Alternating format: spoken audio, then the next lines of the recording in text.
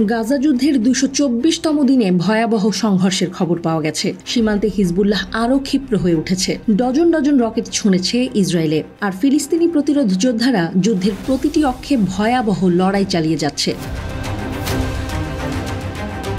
লেবাননের প্রতিরোধ আন্দোলন হিজবুল্লাহর যোদ্ধারা প্রতিশোধ নিতে ইসরায়েল অধিকৃত অঞ্চলের উত্তর সেক্টরে ইসরায়েলি সামরিক অবস্থানে একটি ড্রোন হামলা এবং বৃষ্টির মতো রকেট হামলা শুরু করেছে। লেবাননের আল মায়াদিন টেলিভিশন হিজবুল্লাহর একটি সংক্ষিপ্ত বিবৃতি উদ্ধৃত করে বলেছে, সংগঠনটি বেশ কয়েকটি আত্মঘাতী ড্রোন দিয়ে গায়টন কিবুৎজে একটি ব্যাটালিয়নের সদর দফতরে হামলা করেছে।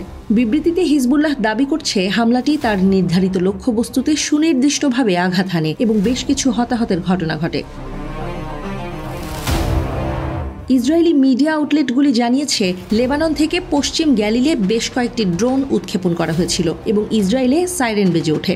ইসরায়েলি সামরিক বাহিনী দাবি করেছে যে অন্তত একটি ড্রোন ভূপাতিত করা হয়েছে এবং দ্বিতীয়টি গায়টন কিবুৎজের কাছে বিধ্বস্ত হয়েছে।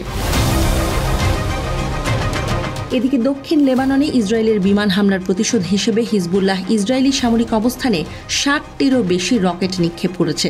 এক বিবৃতিতে গ্রুপটি বলেছে, হিজবুল্লাহ যোদ্ধারা ইসরায়েল অধিকৃত গোলান মালভূমি সহ বেশ কয়েকটি ইসরায়েলি সামরিক অবস্থানে ৬০টিরও বেশি কাতিউষা রকেট দিয়ে হামলা চালায়। ফিলিস্তিনিদের সাথে সংহতি প্রকাশে হিজবুল্লাহ প্রায় প্রতিদিনই ইসরায়েলি অবস্থানে রকেট হামলা চালাচ্ছে।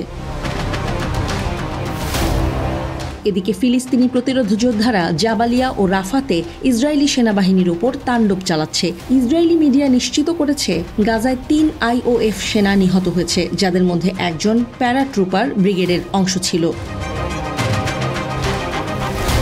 হামাসের সামরিক শাখা আল কাসাম ব্রিগেড নিশ্চিত করেছে, শক্তিশালী মর্টার শেল ব্যবহার করে জাবালিয়া ক্যাম্পের পূর্বে IDF এর কমান্ড ও কন্ট্রোল সদর দফতরকে টার্গেট করেছে প্রতিরোধ যোদ্ধারা। মুজাহিদিন আন্দোলনের সামরিক শাখা আল মুজাহিদিন ব্রিগেড একটি RPG শেল ব্যবহার করে জাবালিয়ার পূর্বে একটি ইসরায়েলি মেরকাভা ট্যাঙ্ককে ধ্বংস করার ফুটেজ প্রকাশ করেছে।